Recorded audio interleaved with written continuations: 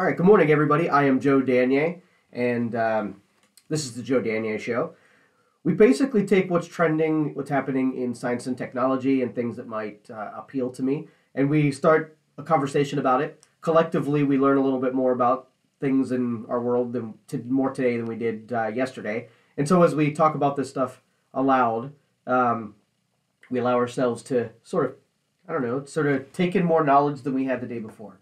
All right, so basically what we do is we check trending hashtags, keywords, trending articles, and whatnot, and we have a conversation about them. So I'm going to go check those right now. And first, I'm going to go over to Twitter. As expected, Roll Tide is number 3 on the list of trending keywords right now. That is Alabama won the national championship last night. Not much to say about that, but number 5 here is endorphins. Endorphins, if you know anything about them, it's a chemical that the body produces to overcome pain. Okay, so if you're a runner, you're very familiar with endorphins, where you put your body through some sort of advanced physical things, and your body creates endorphins to mask some of the pain that's generated during that exercise, which allows you to continue through it. So childbirth, you get a bunch of endorphins to be able to make it through the process of childbirth. So your body has the ability to produce chemicals, and my theory is that it can manufacture just about any chemical as long as you don't artificially give it chemicals that it doesn't need. It gets good at producing chemicals that it does need. So if every time you get a headache, you run over and grab some acetaminophen, you're artificially adding chemicals into your body that that it's easier. It's the lazy way. What if you had the ability to produce your own chemicals when you need some pain? You went and ate a chili or a jalapeno, right? The endorphins are the exact, well, not the exact same chemical, but it would be sort of the exact same purpose. So harnessing your body's ability to produce chemicals. So I'm going to tell you about some of the triggers here. I'm going to look up. This is very published, so you don't have to rely on me. I'm looking up the same stuff that you would, which is basically endorphins and how they're produced. All right, so basically it's sort of like that life hacking thing where we learn how something that our body does already. Like I had mentioned, if I go grab a hot pepper and I eat it, right, I produce just enough pain in my mouth that my body says, whoa, hold up, and it produces endorphins to try to mask the pain. Well, I get the benefit that it produces endorphins body-wide, that if I needed to have that sort of pain coverage, right, that would be so what if every time I had a headache I just grabbed a jalapeno excuse me, I just grabbed a jalapeno? That would be me sort of hacking a naturally produced chemical in my body. So aromatherapy, and I didn't know about this one.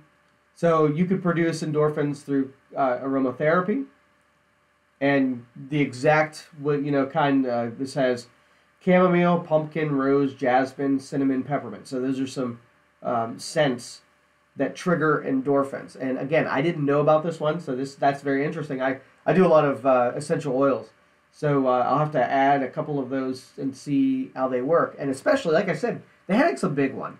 I mean, we really do rush to petrochemicals to mask headache pain, back pain, whatever.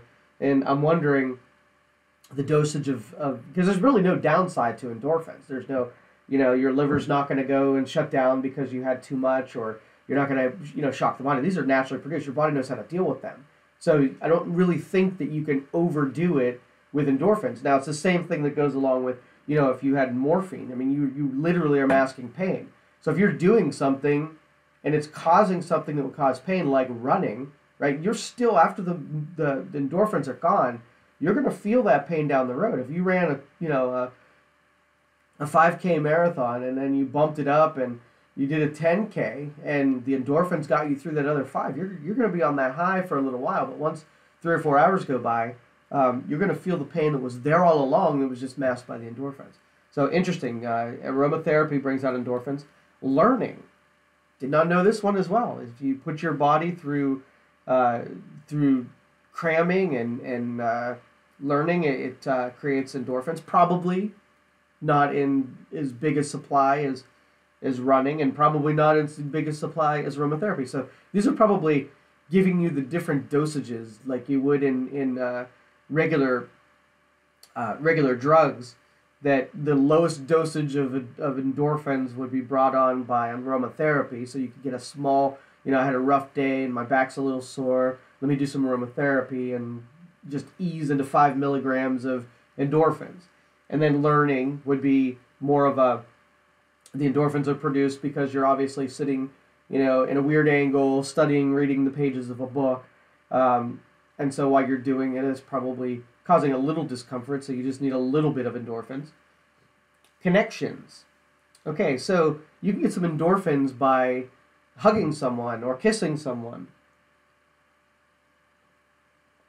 Laughter, that's a big one, because you got to think about it. When you're laughing, you're actually like twisting your muscles and your intestines and all your innards around while you're laughing. So you can, the saying, I laughed until it hurt, probably pretty true that what you're doing to your body and convulsing it through laughter, you're producing endorphins. So you benefit, you feel good when you laugh because you're producing chemicals that are associated with that. All right, so that is this morning. Had no idea the trending was going to take us down endorphins.